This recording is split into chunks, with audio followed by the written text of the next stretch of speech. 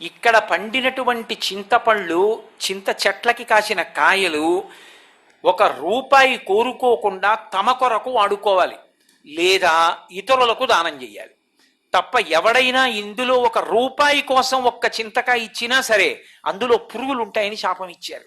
ఇప్పటికీ ఒక పావలా పుచ్చుకుని చింతకాయ ఇస్తే అందులో పురుగులు ఉంటాయిట. కోసి ఎవరికైనా ఇస్తే చింతకాయ బాగుంటుంది. భాస్కర రాయల వారికి ఇచ్చినటువంటి వరం అని చెప్తారు.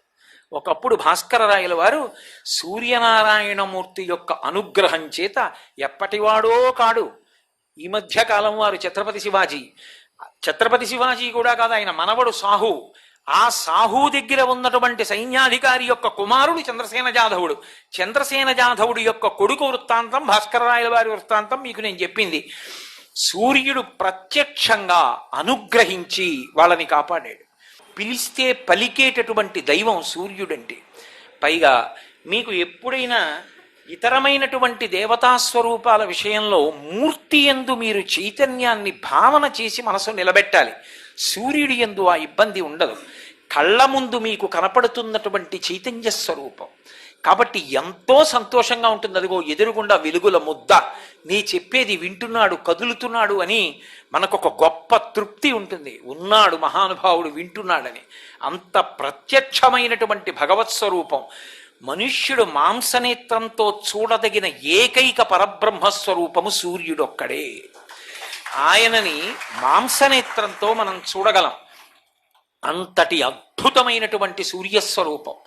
అటువంటి మహానుభావుడు అసలు ఈ లోకంలో ఒక పెద్ద విశేషాన్ని సృష్టించాడు ఒకప్పుడు. ఒకే ఒక్క మాట ఎంత దూరం వెళ్ళిపోయిందో తెలుసా? ఇప్పటికీ సూర్యుడన్న ఒకే ఒక్క మాట వల్ల జరిగిపోయినటువంటి మలుపులు అనంతమైన మలుపులు. అసలు ఆ మలుపులు 1, 2 కాదు, అన్ని మలుపులు తిరిగిపోయి విష్ణు పురాణంలో చెప్తారు దాన్ని. ఆ మలుపులు తిరిగి ప్రతి ఏడాది సూర్యుడన్న ఆ మాటకి భయపడిపోయే మనందరం వినాయక వ్రతకల్పం చేయవలసి వచ్చింది. ఎందుకు వచ్చిందో తెలుసా? నేను చెప్తున్న ఈ విశేషం విష్ణు పురాణాన్ని ఆధారం చేసుకుని మాట్లాడుతున్నాను.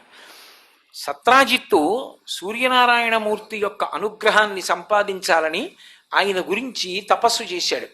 సూర్యుడు ప్రత్యక్షమయ్యాడు. ప్రత్యక్షమైతే కన్నుల ముందు సాక్షాత్కరించినటువంటి సూర్యుణ్ణి చూసి చాలా సంతోషించి ఆయన మెడలో ప్రకాశిస్తున్నటువంటి శమంతకమణిని అడిగాడు. అది రోజుకి 8 బారువుల బంగారం పెడుతుంది. అది ఎక్కడ ఉంటుందో అక్కడ రోగములు ఉండవు, దుర్భిక్షములు ఉండవు, అనావృష్టి ఉండదు, అతివృష్టి ఉండదు, పీడలు ఉండవు, పరమ ప్రశాంతంగా పరమ సంతోషంగా ఉంటుంది. కానీ సూర్యుడు ఒక నియమం చెప్పాడు. దీని విషయంలో తచ్చశుషణ ధృతిమాన, ఇది ఎంత గొప్పది అంటే అశేషమేవ సువర్ణం ప్రసాదిత. ఎప్పుడు తచ్చమాన తచ్చ శుచిన ధృతిమాన ఇది ధరించేటప్పుడు, ఈ శమంతకమణిని మెడలో వేసుకున్నప్పుడు అంతఃశౌచం ఉండాలి, బహిశౌచం ఉండాలి. పైన శరీరము శౌచముతో ఉండాలి, లోపల అంతఃశౌచం ఉండాలి.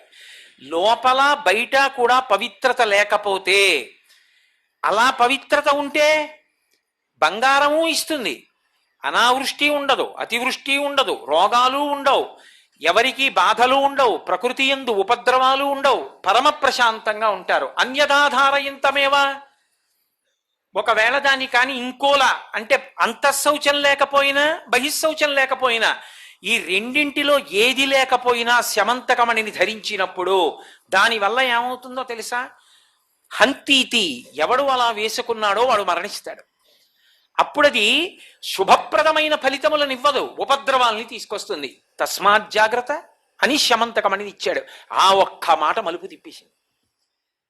చేసుకున్నప్పుడు ఆ మాటని యథాతథంగా తీసేసుకుని, సాధారణ వాక్యంగా తీసేసుకుని శమంతకమణిని పుచ్చేసుకున్నాడు. పుచ్చుకుని మెడలో వేసుకుని వస్తున్నాడు ద్వారకానగరంలో. అందరూ చూసిన వాళ్ళు సూర్యుడు నడిచి వచ్చేస్తున్నాడు అనుకున్నారు. ఆ మణికాంతి అలా ఉంటుంది. ఇది వెళ్ళి కృష్ణుడికి చెప్పారు. కృష్ణుడికి ఆయనే శ్రీహప్పతి, ఆయనకి ఎందుకండి ఆ మణి? ఆయనకి కావాలా? సాక్షాత్తు లక్ష్మికి భర్త ఆదిన్ శ్రీసతి గొప్పుపై తనువుపై అంశోత్తరీయంబుపై పాదాబ్జంబులపై కపోలతటిపై పాలిండ్లపై నూత్న మర్యాదంచెందు కరంబు క్రిందగుట ఆపైనా కరంబుంటమేల్ కాదే రాజ్యము గిజ్యమున్ సతతమే కాయంబు నాపాయమే అంటాడు బలిచక్రవర్తి. లక్ష్మీదేవి ఆయన యొక్క భార్య కాగలిగింది. అటువంటి లక్ష్మికి భర్త అయినటువంటి శ్రియప్పతి అందరినీ అనుగ్రహించగలిగిన వాడు, ఇందరికీ అభయమ్ములిచ్చు చేయి అని అన్నమాచార్యుల వారి చేత స్తోత్రం చేయబడినటువంటి వరదహస్తం కలిగినటువంటి వాడు. ఆయన కర్మ శమంతకమణికి ఆయన ఎందుకు ఆశపడతాడు? ఆ శమంతకమణి మరొక రూపంలో సూర్యనారాయణుని మెడలో ఉందంటే ఆయనది కాదది.